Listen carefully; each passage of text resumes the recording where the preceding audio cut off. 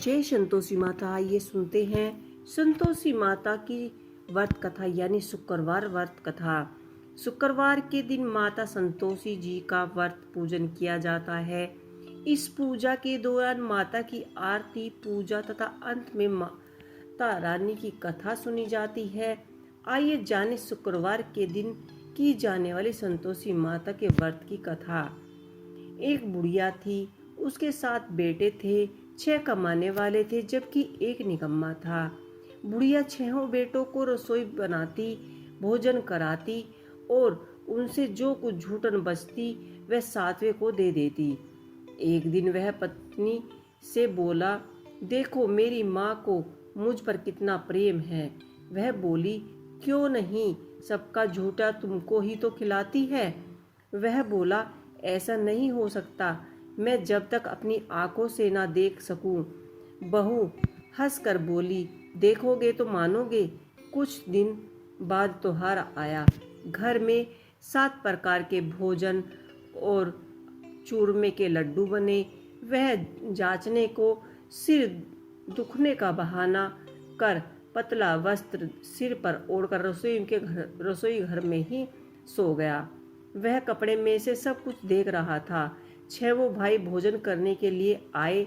उसने देखा कि माँ ने उनके लिए सुंदर आसन बिछा नाना प्रकार की रसोई परोसी और आग्रह करके उनको जिमाया। वह देख रहा था।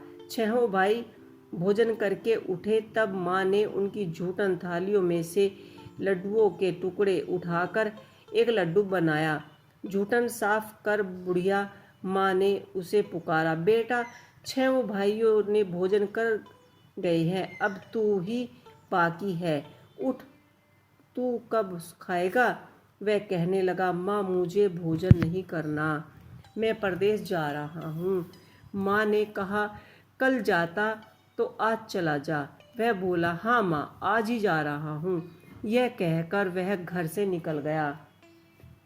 7वें बेटे परदेश चला गया। चलते समय पत्नी की याद आ गई। वह गौशाला में कंडे यानी उपले थेप रही थी। वहां जाकर बोला, हम जावें परदेश, आवेंगे कुछ काल, तुम रहियो संतोष से धर्म अपना पाल। वह बोला, आओ प्रिय आनंद से हमारी सोच हटाए, राम भरोसे हम रहें, ईश्वर तुम्हें सहाय। 2 निशानी अपन देख धरू में धीर, सुधीमती हमारी विसारो, रखियो मन गंभीर। वह बोला, मेरे पास तो देने को कुछ भी नहीं है, यह अंगूठी है सो ले और अपने कुछ निशानी मुझे दे। वह बोली, मेरे पास क्या है, ये गोबर भरा हाथ है। यह कह कर उसकी पीठ पर गोबर का हाथ थेप दिया। वह चला गया। चलते चलते दूर प्रदेश जा पहुंचा। वहाँ एक साहूकार की दुकान थी। वहाँ जाकर कहने लगा, भाई मुझे नौकरी दे दो। साहूकार को जरूरत थी। वह बोला, रह जा। लड़के ने पूछा, तनख्वाह क्या दोगे। साहूकार ने कहा, काम देखकर दाम मिलेगा। साहूकार की नौकरी मिली। वह सुबह 7 बजे से रात के 10 बजे तक नौकरी बजाने लगा। कुछ दिनों में ही दुकान का सारा लेन देन, हिसाब किताब, ग्राहकों को माल बेचना, सारा काम करने लगा। साहूकार के 7-8 नौकर थे। वे चक्कर खाने लगे, यह तो बड़ा ही होशियार है। सेठ ने भी का काम देखा और 3 महीने में ही उसे आधे मुनाफे का हिस्सेदार बना दिया। वह कुछ वर्ष में ही नामी सेठ बन गया और मालिक सारा कारोबार उस पर छोड़कर चला गया। इधर उसकी पत्नी को सास ससुर दुख देने लगे। सारी गृहस्थी का काम करा के उसे लकड़ी जंगल जाने में भी भेजने लगे। इस बीच घर के आटे से जो भूसी निकलती उसकी रोटी बनाकर उसको देने लगे और फूटे नारियल के नरेले में पानी। एक दिन वह लकड़ी लेने जा रही थी। रास्ते में बहुत सी स्त्रियां संतोषी माता का व्रत करती दिखाई दी। वह वहां खड़ी होकर कथा सुनने लगी और पूछा, बहन तुम किस देवी का व्रत कर रही हो। उन्होंने उसके करने से क्या फल मिलता है। यदि तुम इस व्रत का विधान मुझे समझा कर कहोगी तो मैं तुम्हारा बड़ा ही एहसान मानूंगी। तब उसमें से एक स्त्री बोली, सुनो, यह संतोषी माता का व्रत है। इसके करने से निर्धनता दरिद्रता का नाश होता है और जो कुछ मन में कामना हो सब संतोषी माता की कृपा से पूरी हो जाती हैं। तब उसने उससे व्रत विधि भी पूछी। वह भक्तनी स्त्री बोली, 1.25 आने का गुड़ चना लेना, इच्छा हो तो 5.25 आने का लेना, 1.25 रुपया का हो तो सहूलियत के हिसाब से तुम लेना। बिना परेशानी और श्रद्धा से प्रेम से जितना बन पड़े 1.25 लेना। प्रत्येक शुक्रवार को निराहार रहकर कथा सुनना। इसके बीच क्रम टूटना नहीं चाहिए। लगातार नियम पालन करना। सुनने वाला कोई ना मिले तो घी का दीपक जलाकर उसके आगे पात्र रख के कथा सुनना। जब कार्य सिद्ध न हो नियम का पालन करते रहना और कार्य सिद्ध होने पर उस व्रत का उद्यापन करना। यदि किसी के ग्रह खोटे भी हों तो वह भी माता वर्ष भर में कार्य सिद्ध कर देती है। फल सिद्धि होने पर उद्यापन करना चाहिए, बीच में नहीं। उद्यापन में 2.5 सेर आटे का खाजा तथा इसी परिणाम से खीर तथा चने का साग करना चाहिए। 8 लड़कों को भोजन कराना। जहाँ तक मिले देवर जेठानी भाई बंधु के हो, न मिले तो रिश्तेदार आस पड़ोस के को भी बुला ना, उन्हें भोजन करा। यथावत शक्ति दक्षिणा दे। माता का नियम पूर्वक पूरा करना। उस दिन घर में ना तो खटाई खाना या सुन बुढ़िया के लकड़ी यह सुन बुढ़िया के लड़के की बहू वहाँ से चल दी। रास्ते में लकड़ी के बोझे को बेच दिया और उस पैसों से गुड़ चना ले माता के व्रत की तैयारी कर आगे चलने लगी और सामने मंदिर देखकर पूछने लगी कि यह मंदिर किसका है, यह मंदिर सामने किसका है। सब ने कहा संतोषी माता का मंदिर है। यह सुनकर माता के मंदिर में जाकर चरणों में लेट गई।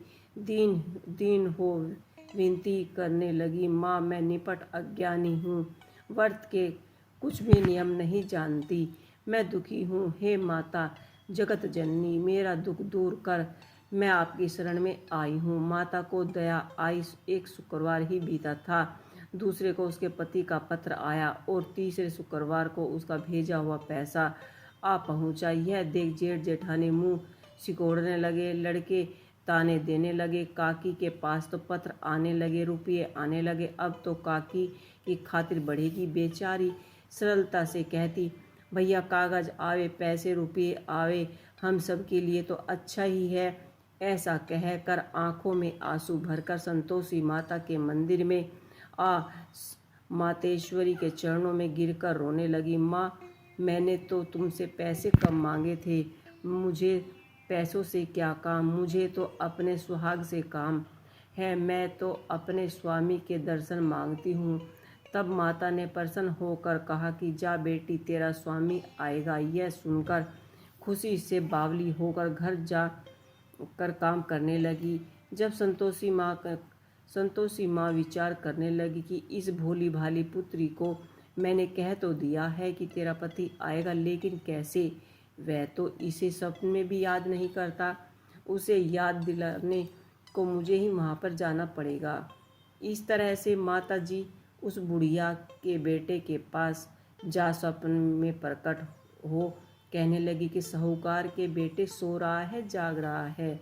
वह कहता, माता सोता भी नहीं और जागता भी नहीं, कहो क्या आज्ञा है। माँ कहने लगी, तेरे घर बार कुछ है कि नहीं। वह बोला, मेरे पास तो सब कुछ है, माँ है, बाप है, बहू है, क्या कमी है। माँ बोली, भोले पुत्र, तेरी बहू घोर कष्ट उठा रही है, तेरे माँ बाप उसे परेशानी दे रहे हैं, वह तेरे लिए तरस रही है, तू उसकी सुध ले।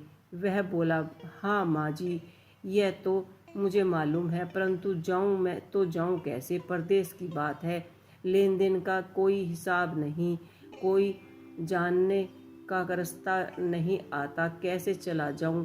माँ जी कहने लगी, मेरी बात मान, सवेरे नहा धोकर संतोषी माता का नाम ले, घी का दीपक जलाकर दंडवत कर दुकान पर जा बैठ। देखते ही देखते सारा लेन देन चुक जाएगा, जमा का माल बिक जाएगा, साझा होते होते धन का भारी ढेर लग जाएगा। अब बूढ़े